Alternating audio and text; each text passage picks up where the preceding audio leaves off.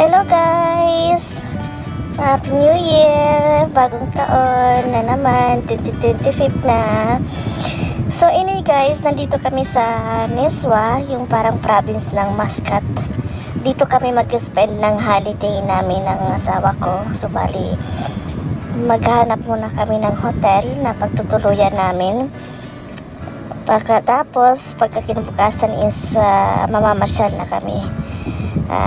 Kung saan kami makakapunta at samahan nyo kami ha. So anyway guys, dito na kami sa may malapit sa Bhadja, kumbaga, pero Niswa pa rin, province pa rin. Lahat ng pupunta namin ngayon is province para naman maiba. Yan, nakikita nyo ba yung view?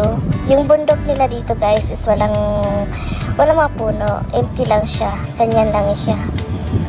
Kaya pag umuulan, talagang baha. So ngayon is medyo gagabi na. Saka ganyan na yung view niya, maganda siya guys. So tingnan niyo yung yung langit, super ganda yung view, di ba? Ang ganda guys. Pagpasensya niyo yung voice over ko ha, kasi hindi ako masyadong sanay pa. So anyway, pag nasanay ako siguro ano na sa akin, normal na. Normal na. Hindi ko alam kung paano ko voice over tong video ko, pero pagtsagaan nyo na guys ha. Total naman bagong taon.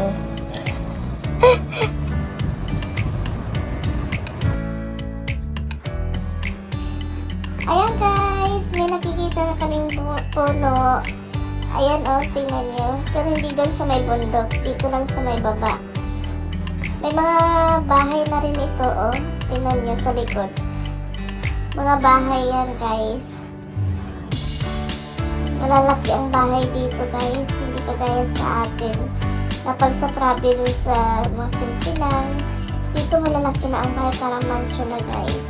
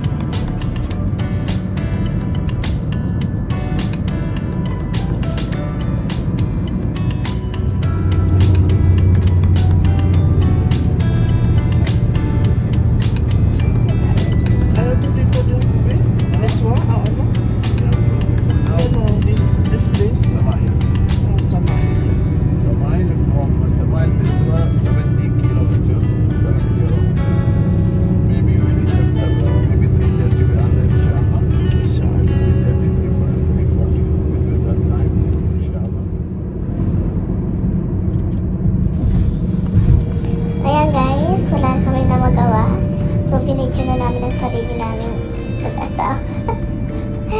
So, yan ang likod. Yan, ang yamida na namin dito. Nabubulol pa talaga ako guys. Pagpasensyahan nyo na. So, yan. Pagoda na ang mukha ko dyan guys. Ang ganda ng sunset. Sunset pa yan guys. Kasi na hapon na Yan. Thank you guys for watching. Sana kung sino po dito hindi pa nakakapag-subscribe sa YouTube channel namin, please pagtsagaan nyo naman po yung channel namin.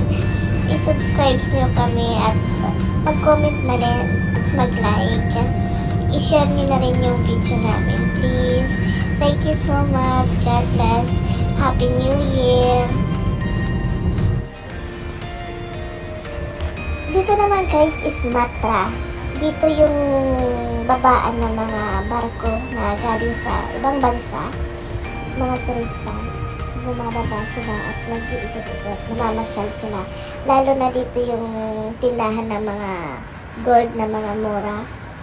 Tsaka magaganda ang magagandang spot dito. Marami kang mapapasyalan at mapupuntahan.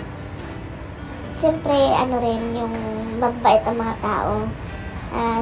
Secured ka, hindi ka matatakot dahil maraming ang tindahan, maraming mga tao, at saka yung mga namamasyal na mga taga-ibang bansa, mga turista nga. So anyway guys, ito yung pinaka-main nila na tourist spot, Matra.